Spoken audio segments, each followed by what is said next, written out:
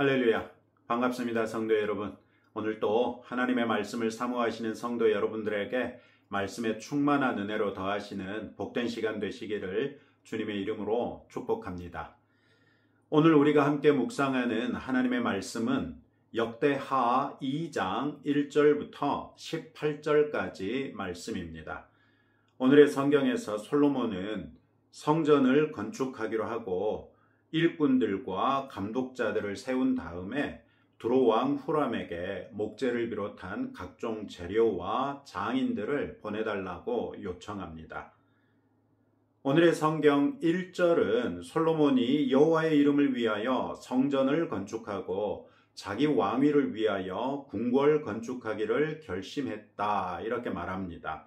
히브리 원어로는 성전이나 궁궐이나 똑같이 집을 가리키는 단어가 사용됐습니다.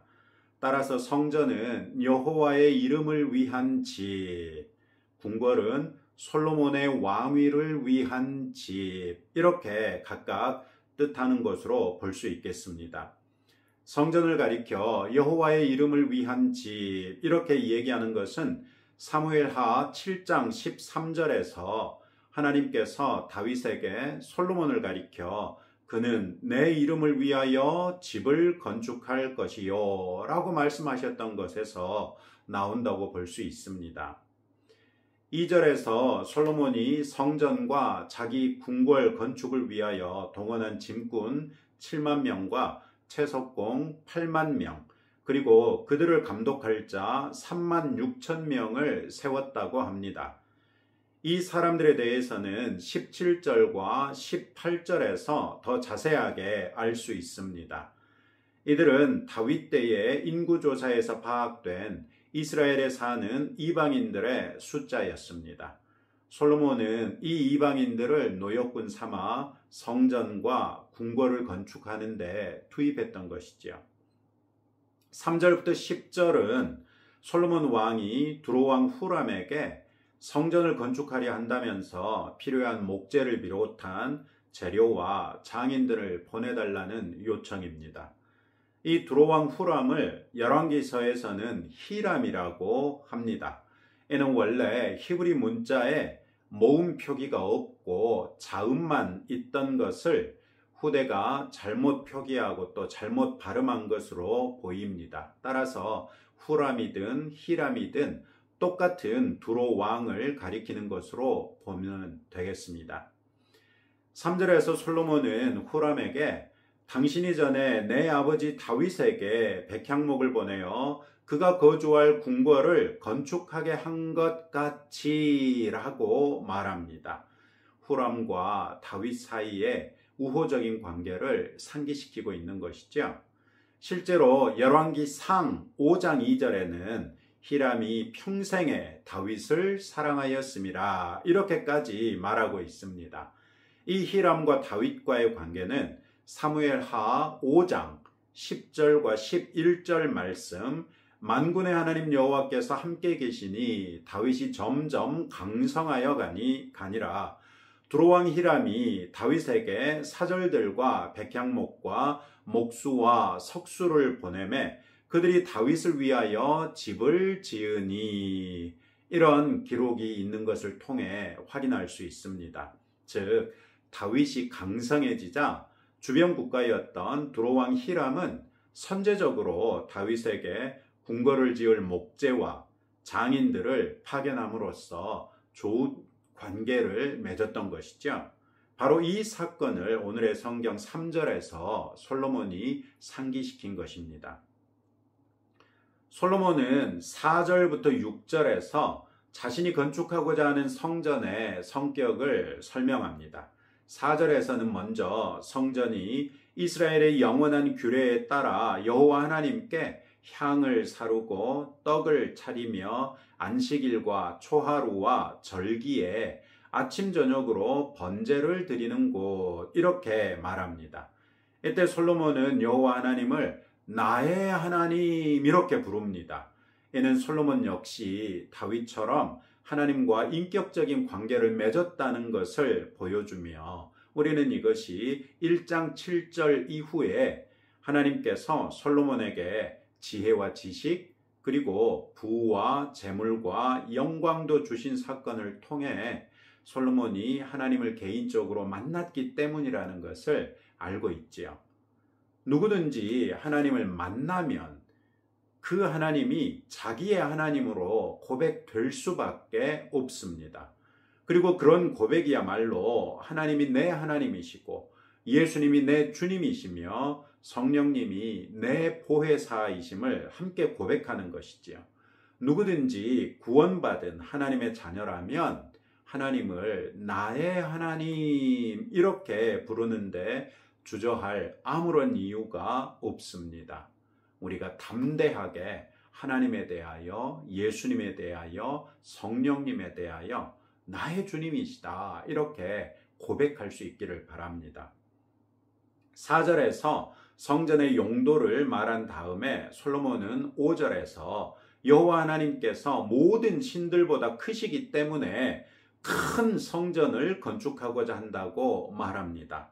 솔로몬은 여호와 하나님의 이름을 위한 집이기 때문에 하나님의 위대하심을 반영하는 거대한 성전을 건축하고자 했던 것이지요.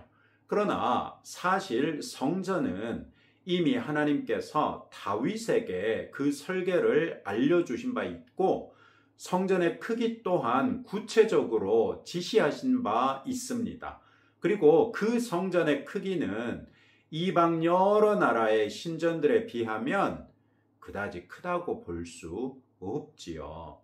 어쩌면 솔로몬도 그런 사실을 알고 있었을 수도 있겠습니다. 그는 6절에서 누가 능히 하나님을 위하여 성전을 건축하리요? 하늘과 하늘들의 하늘이라도 주를 용납하지 못하겠거든 내가 누구이기에 어찌 능히 그를 위하여 성전을 건축하리요? 그 앞에 분향하려 할 따름이니라. 이렇게 말합니다. 하늘과 하늘들의 하늘이라도 여호와 하나님의 위대하심을 용납할 수 없을진데 솔로몬이 아무리 왕이라고 한들 그분을 위하여 성전을 건축할 수 있겠느냐라고 말합니다.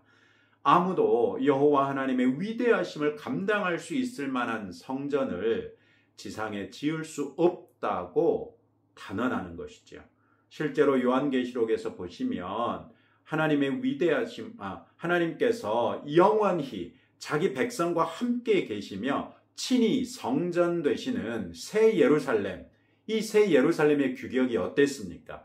가로 세로 높이가 모두 무려 2400km씩이나 되는 정육면체였으니 이런 성전을 누가 지을 수 있겠습니까?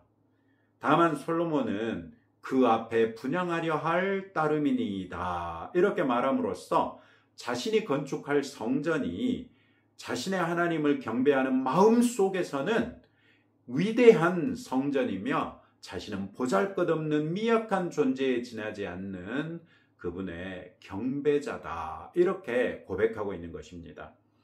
우리도 솔로몬이 인식한 것처럼 하나님의 위대하심에 대한 충분한 이해를 갖출 필요가 있습니다.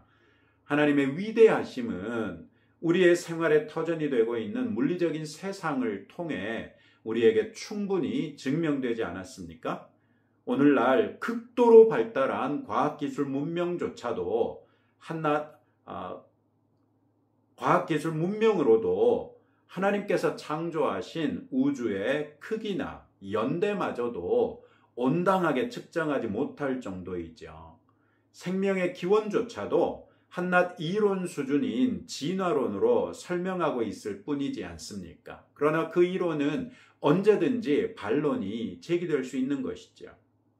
하나님의 위대하심은 하나님께서 창조하신 만유의 측정 불가능한 규모와 그 안에 담긴 각각의 존재들에 대해서조차 여전히 완전히 규명하지 못하고 있는 하나님의 신비와 지혜와 능력으로 충분히 증명됐다고 볼 수 있습니다. 우리는 여기에 더해서 우리를 창세 전에 선택하시고 구원하신 하나님의 신비까지 경험하고 있으니 하나님의 위대하심을 늘 찬양할 만하지 않습니까? 뿐만 아니라 솔로몬의 경배자로서의 태도도 배울 필요가 있습니다. 솔로몬은 하나님의 위대하심을 하늘과 하늘들의 하늘이라도 주를 용납하지 못하겠거든 이라고 위대하심을 말한 다음에 그 앞에 분향하려 할 따름이니이다 이렇게 말하여 자신이 그 위대하신 여호와 하나님의 경배자임을 밝히지요. 이는 자신의 보잘것없음을 고백하는 한편 위대한 하나님의 경배자로서 느끼는 자부심을 충분히 반영하고 있다고 할 수 있습니다. 우리가 위대하신 여호와 하나님의 경배자가 되고 하나님께서 우리 각 사람을 알고 계신다는 사실이 우리에게 얼마나 영광스럽습니까? 하나님을 경배하는 자에게만 하나님의 영광이 반영되어 드러난다는 것을 잊지 마시고 늘 위대하신 하나님 앞에 우리 스스로를 낮추며 겸손하게 하나님을 경배하는 참 예배자가 되십시다. 7절, 8절에서 솔로몬은 성전 건축에 소요되는 재료들을 언급합니다. 언급된 재료들은 금, 은, 동, 철, 자색실, 홍색실, 청색실 이런 것들로 직조한 천이 되겠죠. 그리고 백향목, 잣나무, 백단목 등등입니다.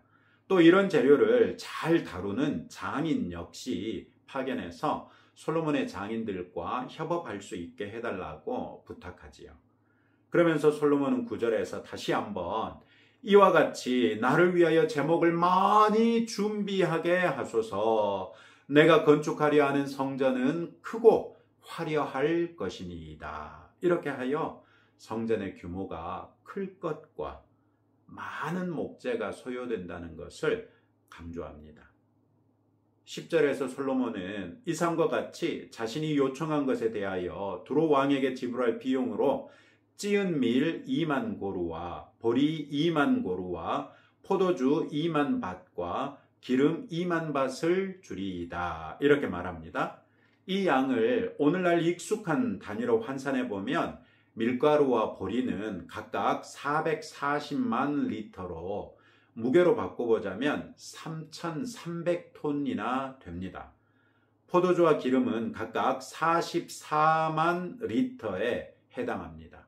참고로 1고르는 한 사람이 1년 동안 먹을 수 있는 곡식의 양으로 인식됐었습니다. 그렇다면 밀가루와 보리는 당시 무려 10,000명씩의 사람이 2만 명의 사람이 1년씩 먹을 수 있는 거니까 밀로 1년, 보리로 1년 이렇게 하면 2년 동안에 2만 명이 풍족하게 먹을 수 있는 분량을 보낸 것이죠.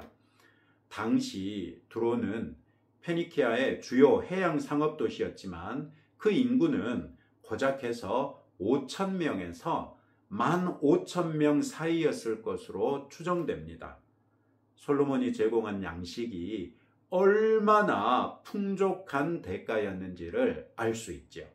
솔로몬은 성전을 건축하는 데 소요되는 재료와 그 장인들을 부림에 있어서 결코 인색할 수 없었던 것이지요. 일하는 사람들이 풍족한 가운데 마음껏 일할 수 있게 했던 것을 볼 수 있습니다. 11절부터 16절은 두로왕 후람이 솔로몬의 요구에 동의하는 내용입니다. 후람은 먼저 11절에서 솔로몬이 이스라엘의 왕이 된 것이 하나님께서 자기 백성을 사랑하셨기 때문이라고 하면서 솔로몬이 왕이 된 것이 이스라엘에 큰 유익을 가져다 줄 것이라고 솔로몬을 높이고 있습니다. 뿐만 아니라 12절에서는 비록 외교적인 수사이기는 하지만 후람이 여호와 하나님에 대하여 상당히 정확하게 인식하고 있다는 것을 알 수 있습니다. 후람은 여호와 하나님에 대하여 첫째, 천지를 지으신 이스라엘의 하나님 여호와 이렇게 인식하고 있고, 둘째로 다윗 왕에게 지혜로운 아들을 주시고 명철과 총명을 주시사 능히 여호와를 위하여 성전을 건축하고 이렇게 말하고 있고요. 셋째로 자기 왕위를 위하여 궁궐을 건축하게 하시도다 이렇게 말하고 있습니다. 이는 형식적으로는 솔로몬이 먼저 후람에게 한 말을 후람이 자기 표현으로 바꿔 말함으로써 솔로몬의 의도를 정확하게 이해했다는 것을 솔로몬에게 밝히고 있는 것으로 볼 수 있지요. 설령 그렇다 하더라도 후람이 솔로몬이 왕이 된 것과 그가 성전을 건축하는 것이 모두 하나님의 뜻에 의한 것이라고 말한 것은 높이 평가할 만하지요. 13, 14절에서 후람은 솔로몬이 요청한 장인으로 후람을 보내겠다고 합니다. 이 사람의 이름에 대해서 신학자들 사이에 좀 논란이 있습니다. 개역 개정판이 소개한 것처럼 내 아버지 후람에게 속하였던 자 이렇게 번역할 수도 있기는 하지만 이 경우에 원래 두로 왕 후람의 아버지는 아비바알이었어요. 바알이 내 아버지다 이런 이름이거든요. 아비바알이었기 때문에 이 번역은 맞지 않죠. 그래서 요즘에는 내 아버지라는 뜻을 가진 아비라는 단어를 후람에 붙여가지고 후람아비 이것이 한 사람의 이름이다 이렇게 보는 해석이 있는가 하면 아비라는 말, 내 아버지라는 표현을 왕이 나라의 탁월한 장인을 높여서 마치 자기 아버지를 대함같이 명예롭게 부르는 호칭으로 여겨서 명장후람 이런 정도로 번역하는 학자들도 있습니다.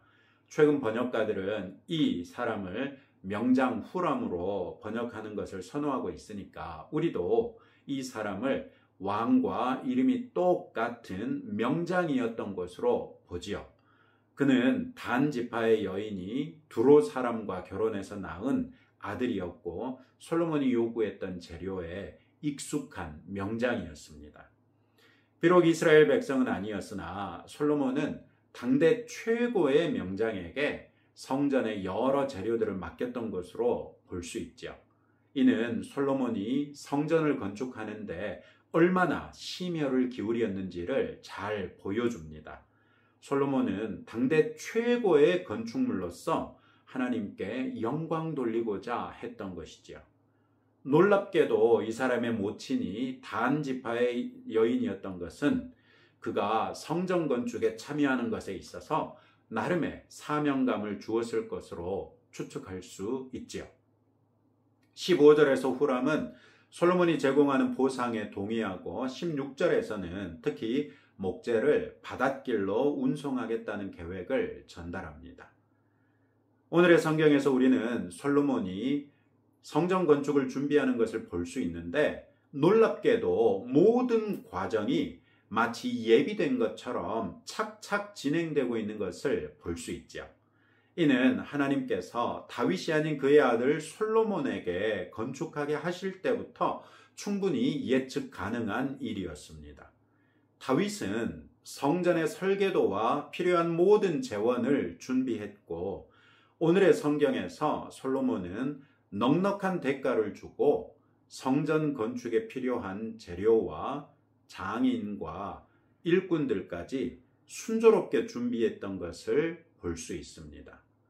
이런 일들은 사실 하나님께서 친히 자기 이름을 두시려고 짓는 집이 평화롭고 순탄하게 건축되어 그 과정마저도 하나님께 영광되게 하기 위한 것임을 알 수 있습니다.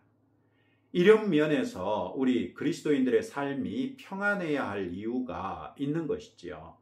그리스도인들의 삶이 평안하여 성도의 본분에 집중할 수 있을 때 교회가 건실하게 성장하고 하나님 나라가 이 세상에 이루어질 수 있지요. 또 그런 일들을 통해서야 비로소 하나님께서 영광 받으실 수 있습니다. 바로 이런 면에서 사도 바울은 디모데전서 2장 1절부터 3절에서 그러므로 내가 첫째로 권하노니 모든 사람을 위하여 기도와 간구와 기도와 도고와 감사를 하되 임금들과 높은 지위에 있는 모든 사람들을 위하여 하라. 이는 우리가 모든 경건과 단정함으로 고요하고 평안한 생활을 하려 함이라. 이것이 우리 구주 하나님 앞에 선하고 받으실 만한 것이니라. 이렇게 권면했던 이유입니다. 오늘 또 이런 말씀을 붙들고 다음과 같이 함께 기도하겠습니다. 하나님의 위대하심을 경험하고 그 위대하신 하나님의 예배자임에 대해서 자부심을 갖는 성도들이 되도록 기도하시고, 주의 은혜 중에 우리의 삶이 평안하고 순탄하며 형통하여 하나님께 영광되게 해달라고 함께 기도하겠습니다. 하나님 아버지 감사합니다. 오늘의 말씀에서 솔로몬 왕 역시 하나님을 인격적으로 만난 왕이었다는 것을 다시 한번 상기하게 됩니다. 하나님의 위대하심을 우리도 경험하기 원합니다. 그리고 그 위대하심을 경험하고 나서야 비로소 그토록 위대하신 하나님의 예배자라는 사실에 대하여 우리 스스로에 대해 주 안에서 자부심을 가지고 건강한 자존감을 갖출 수 있게 될 줄로 믿사오매, 주여 우리에게 그러한 복을 허락하여 주옵소서. 주의 은혜 중에 우리의 삶이 평안하고 순탄하며 이것을 통하여 우리가 그리스도인으로서 본분에 집중할 수 있도록 은혜 베푸시되, 그런 삶이 이 땅에 하나님의 나라를 이루는데 쓰임받게 하사 아버지께서 영광받아 주옵소서. 예수님 이름으로 기도합니다. 아멘.